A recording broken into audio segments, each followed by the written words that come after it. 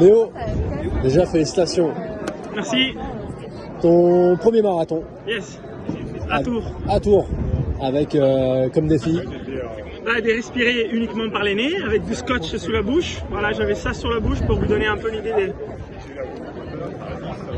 Voilà. Je l'ai enlevé pour boire au ravito et je l'ai remetté. Ton temps. 3h45 et quelques secondes. Et ton ressenti. Et ben c'est intense, mais écoute, au début je suis parti très lentement, mais c'est trop lent. Donc j'ai envie vraiment de laisser les jambes, de courir de façon instinctive. Et j'ai une très bonne ressenti jusqu'au kilomètre 34. À 35 j'ai ralenti, je me dis les mollets. Je sentais que j'avais peur que j'avais des crampes.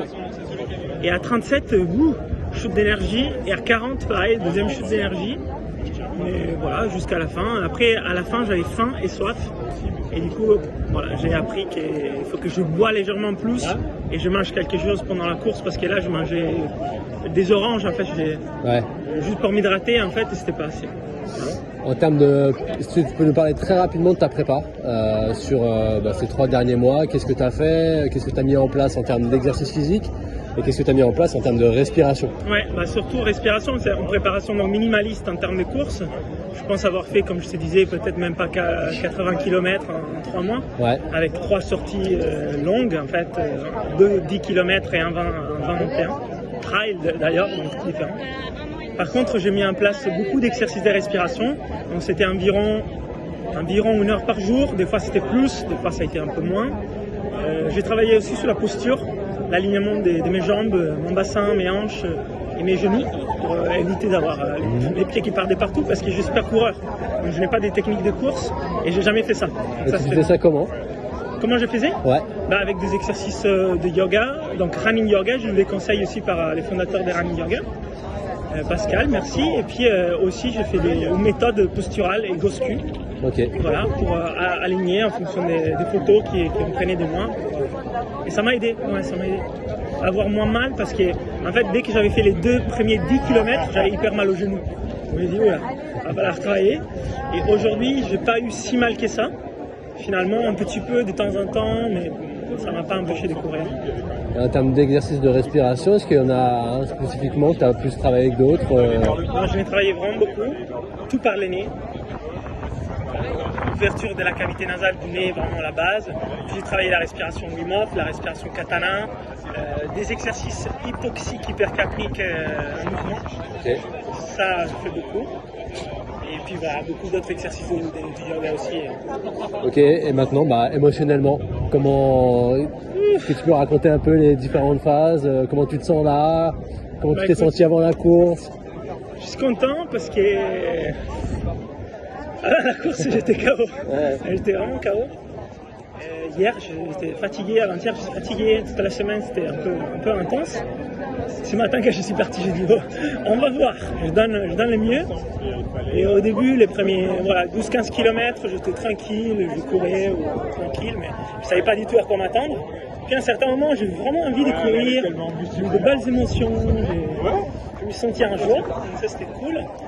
À la fin, un peu de fatigue, donc vers 37 km, je dis waouh, là, je sens qu'est-ce que ça veut dire être en fatigue quand on court. Je me suis dit, ça manque, il y a 5 km qui manquent, je vais y arriver. Donc j'avais quand même une joie qui montait dès que j'ai dépassé les kilomètres. La première, c'était au 21 km. Je dis, c'est ma première fois que je fais 21 km. La deuxième fois, c'était quand j'ai fait les 30 km. Je dis, j'ai jamais fait 30 km. Et puis, une fois que j'ai fait 40, je dis j'ai passé les 40, il manquait 2. Finalement c'était 2,5. Donc les derniers 500 mètres en plus, c'était mon talon, mais c'est où en fait? Je pensais être arrivé. Et du coup là, beaucoup de joie, je suis vraiment content. Je pense que je vais reposer un petit peu, lâcher un peu. Ok, et je te demanderai juste une dernière question. Qu'est-ce que tu penses faire après ce marathon là, dans les prochains jours? Peut-être en termes de respiration, en termes de récup? Là, alors cet après-midi, je vais masser mes jambes, faire douche froide, douche chaude en alternance plusieurs fois, me reposer et marcher. Après, je vais mettre en place, dès cet après-midi, la respiration Wim Hof un peu plus avancée pour recycler les métabolites. Okay. Il y a une étude scientifique qui met en place ça. Donc je vais m'envoyer 6 cycles de respiration mouvement vénère. Et puis un peu de repos. Là, en rentrant, mon cardio, il n'est pas très haut. Là, il est déjà descendu. Je vais faire un peu de carré pour baisser tout ça parce que je suis quand même un peu agité, un peu excité. Je vais manger pas mal au ravito. Je sens que je ne suis pas encore en mode digestion. Ouais. Donc, je vais calmer un instant. Voilà, je vais un peu tout ça. Et un message que tu aimerais passer aux gens par rapport au défi que tu viens de faire là, il y a quand même une dimension en lien avec la respiration. Tu as voulu montrer quelque chose de spécifique. Ah, c'est ça. C'est possible. Voilà. C'est possible de courir un marathon en respirant par les nez, sans forcément être entraîné beaucoup au marathon. Quand la respiration est là, c'est vrai qu'on voit la différence. Et je suis content. Donc oui, c'est possible. Et c'est même mieux à mon avis. Et c'est vraiment un éloge à la respiration. Donc je te remercie Léo.